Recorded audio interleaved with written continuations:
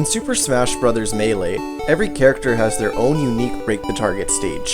This stage complements their moveset. Normally, each character would only have access to their own Break the Target stage, but by using mods, we're able to have access to all 25 Break the Target stages with every single character. In this episode, we're going to try out all the stages as Jigglypuff to see which ones are possible and which ones aren't.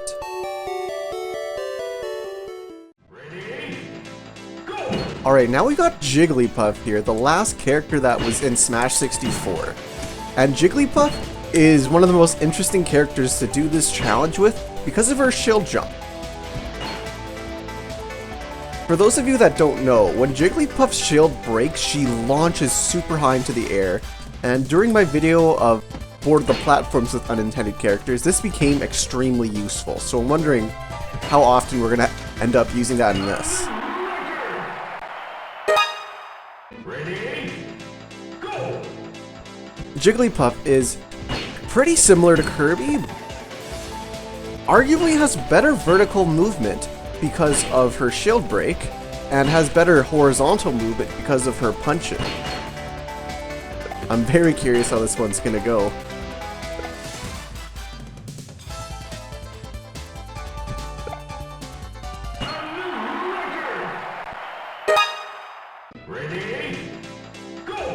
And Jigglypuff is arguably one of the most interesting characters in the game too, just because of how she is in the competitive scene, about how so many people want to ban her. Lemon's documentary on Hungrybox is a great example of how the competitive scene sees Jigglypuff. So overall, just very interesting character.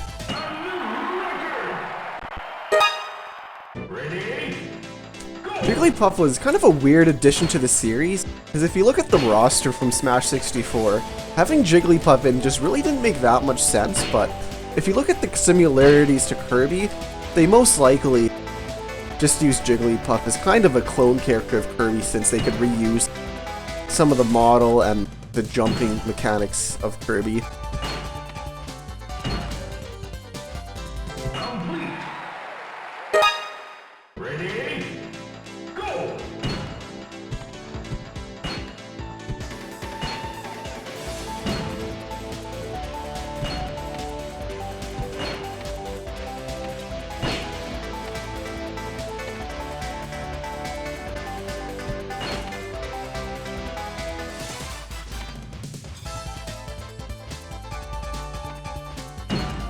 I guess, yeah, Jigglypuff was pretty iconic in the anime, though. It had a lot of scenes.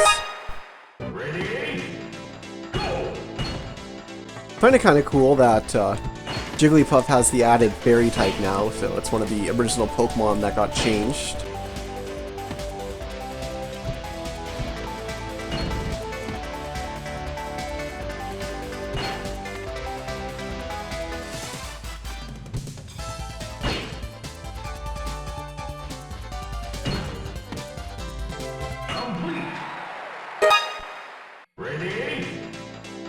But I'm very glad that Jigglypuff has been in every Smash game, because if they were to get rid of one of the characters from the original game, it probably would have been Jigglypuff. So it's really good that we got Jigglypuff back for every single Smash game.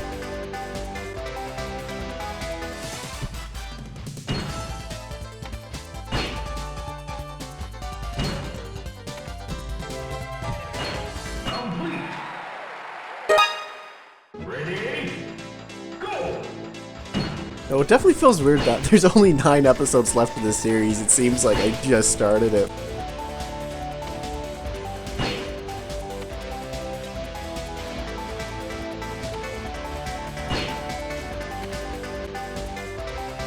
Jigglypuff has been extremely easy to control so far. Definitely one of the easiest characters to do this challenge with. We'll see if we'll have to do a shield break to get up here. Probably not.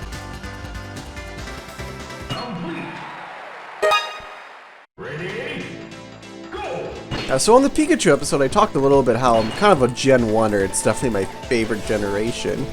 And I guess the reason that comes down to was when I got my Game Boy Advance SP, it was probably around the year 2004.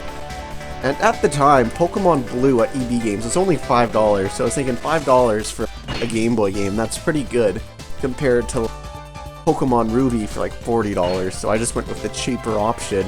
And that choice definitely influenced me as a person when it comes to Pokemon. If I would have picked Pokemon Ruby, I'm sure Gen 3 would have been my favorite gen, but because I picked Pokemon Blue for the cheaper option, maybe like Gen 1. Ready? Go! But I think if you talk to most people that prefer Gen 1, it's the first one they've played. There's very, very few people that think Gen 1 is the best one that didn't play it first. Which goes for most games. The one you play first is usually the one that you think is better. Same thing goes for me when I prefer Majora's Mask to Ocarina of Time, but I played Majora's Mask before Ocarina of Time, so...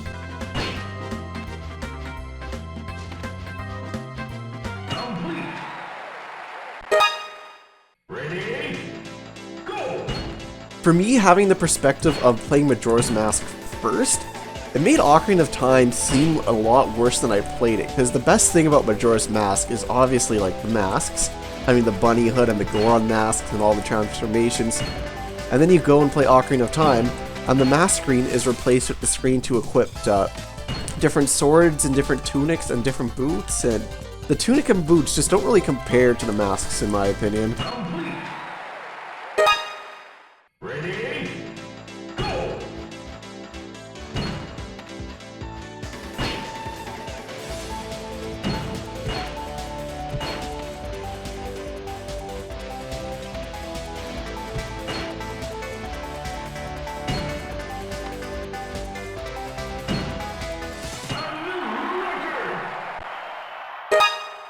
Ready?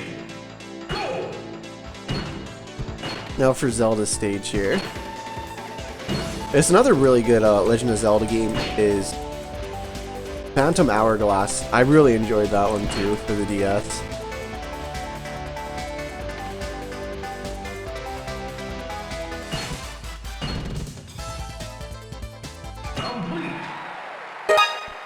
Ready? Go!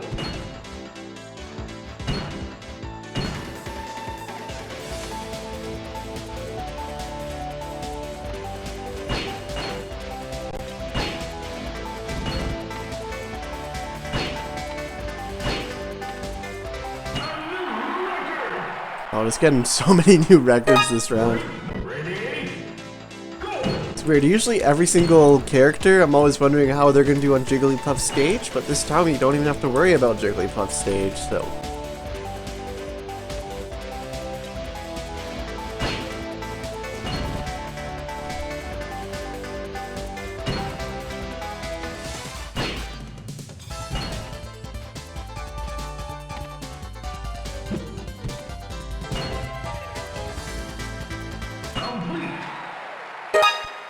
Ready?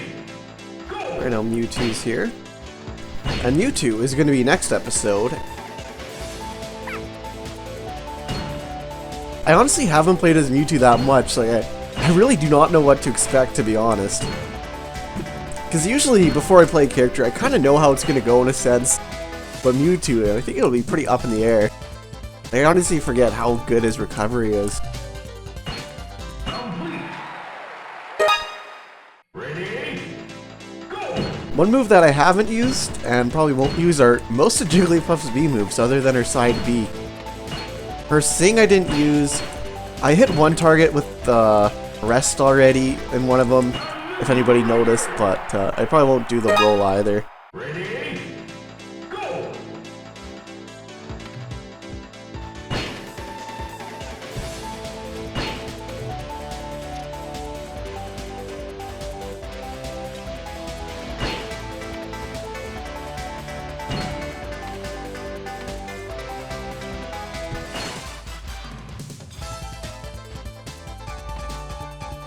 Her air dodge is actually pretty powerful. Go a fair distance with it.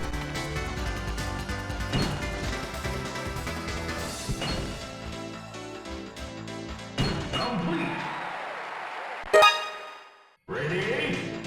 Go!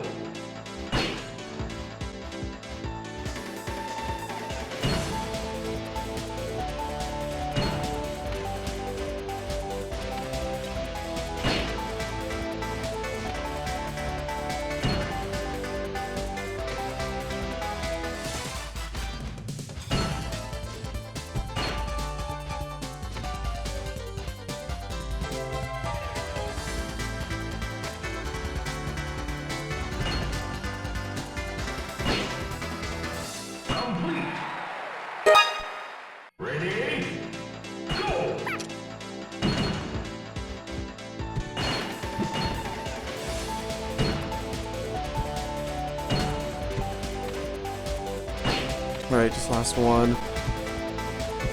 Complete. Ready? Go! Probably my most played Nintendo 64 game right now is probably Pokemon Stadium 2. The battle mode in that game is so good. And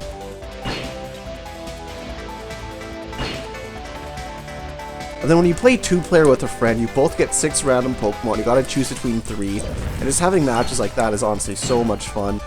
I do that all the time. And even now the minigame mode is so much fun and the quiz mode is so much fun. Definitely a kind of an underrated game.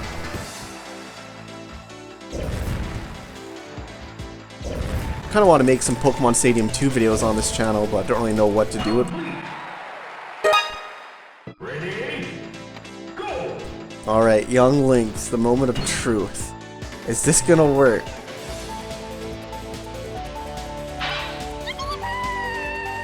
Oh, I didn't think she'd go flying that high.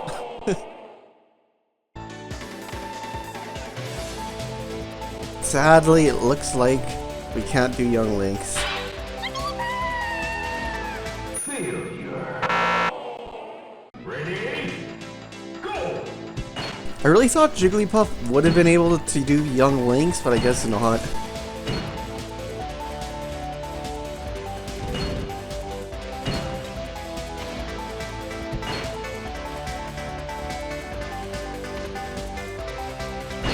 And I guess we didn't use the shield break once this episode for anything useful, sadly.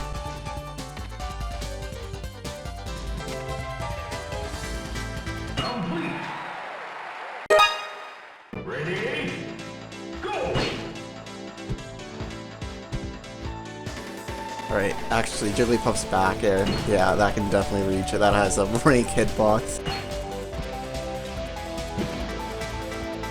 Yeah, Jigglypuff's back air can definitely do that. That's like her second best move.